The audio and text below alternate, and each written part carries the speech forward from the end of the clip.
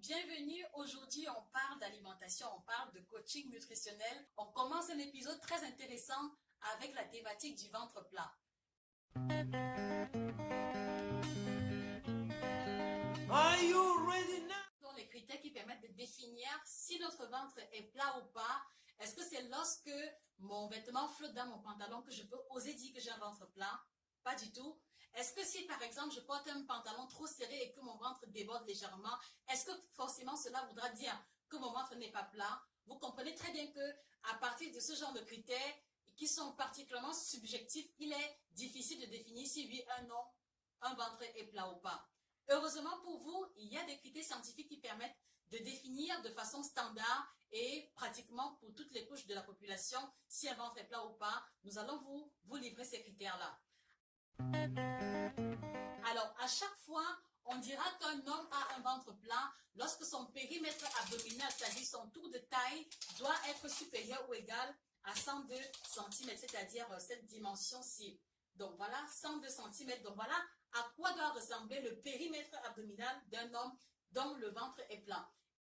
Et pour que vous ayez une meilleure idée, voilà à peu près à quoi se veut être la dimension du ventre plat d'un homme. Donc, 102 cm chez l'homme, pour qu'on parle de ventre plat, et qu'en est-il chez les femmes? Donc, pour qu'on dise qu'une femme a un ventre plat, il faudrait que son tour de taille soit de 88 cm, c'est-à-dire cette dimension-ci, voilà. Donc, voici à quoi, voilà, nous sommes à 88, donc, voici à quoi doit ressembler le périmètre abdominal du ventre plat d'une femme.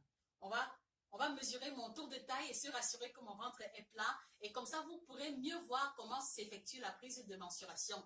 Donc, il est question de mesurer le tour de nombril. Donc, localisez votre nombril. Le mien, il est ici. Donc, voici mon nombril. Position relâchée parce qu'on ne doit pas serrer le ventre avant de prendre les mensurations du tour de taille. Non.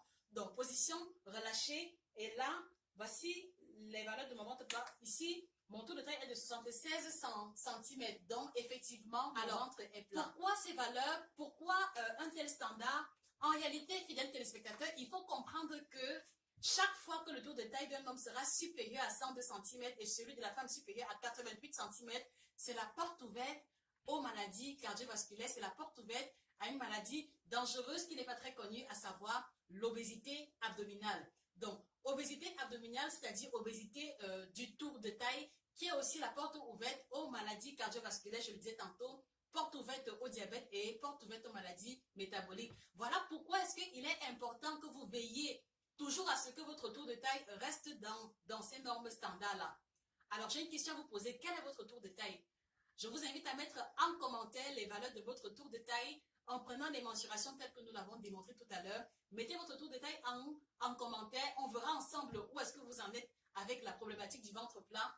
Et très prochainement, on verra de façon concrète les astuces et les solutions qui sont disponibles pour pouvoir retrouver le ventre plat si jamais vous avez perdu le vôtre.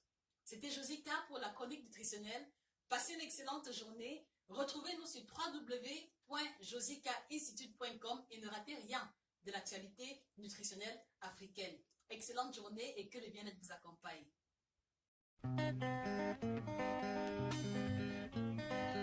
Are you ready now?